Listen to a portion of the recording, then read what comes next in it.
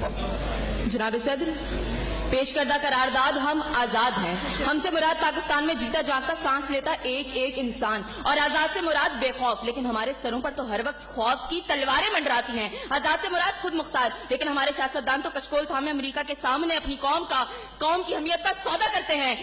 آزاد سے مراد کسی کے تابع نہ ہونا، لیکن ہم تو آج بھی انہی جاگیرداروں، انہی وڈیروں، انہی لٹیروں، انہی جابر، انہی ظالم، انہی بے حس اور بے بس حکمرانوں کے تابع ہیں. تو منطقی اعتبار سے قرارداد ابھی اور اسی وقت مسترد ہوتی ہے. اگر ایوان میں بیٹھا کوئی ایک نوجوان بھی کھڑے ہو کر یہ کہہ دے کہ ہاں جتنی آزادی ہمیں ملی ہے اتنی ہی کافی ہے، تو میں ابھی اور اسی کے وقت یہاں کے بجائے وہاں کھڑی ہوں. لیکن جناب صدر، ہم آزاد نہیں. اور یہ کس آزادی کی بات کرتے ہیں جس ملک میں واٹر کولر سے لٹکتے ہوئے گلاس کو بھی زنجیروں میں جکڑ کے رکھا جاتا ہو، اس میں انسان کیا آزاد ہوں گے؟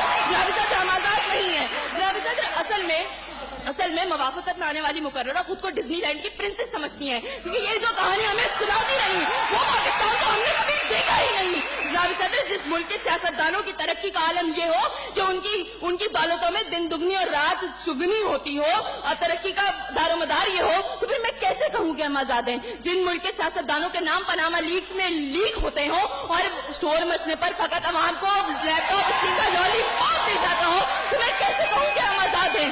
جناب صدر، جس ملک کی حکمرانی اور حکومت کا ڈھانچہ تک بین الاقوامی استعمار نے بنایا ہو، تو پھر میں کیسے کہوں کہ ہم آزاد ہیں؟ جس ملک کا عدلیہ کا سسٹم تک کسی اور کا لیا ہوا ہو، تو میں کیسے کہوں کہ ہم آزاد ہیں؟ جناب صدر، اور جس آزادی کی یہ بات کر رہی تھی، جن ہری جھنڈیوں کی یہ بات یہ کر رہی تھی، جب کل یہی جھنڈیاں ہماری پیروں کے تلے روتی جائیں گی اور کوئی ان کو اٹھانے والا نہ ہوگا، تو پھر میں ان سے پوچھوں گی کہ ارے کون سی آزادی؟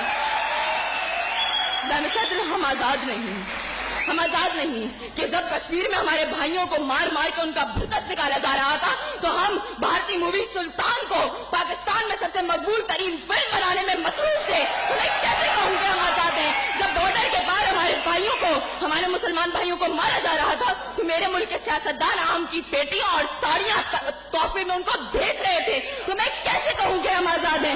جناب صدر، اور ہمارے نوجوانوں کے لیے ابھی روڈ پر میں دیکھتی بھی آئی، ہمارے نوجوانوں کے لیے آزادی کا مقصد فقط بائکوں کے سائلنسر پھاڑ کے نکالنے تک محدود ہے.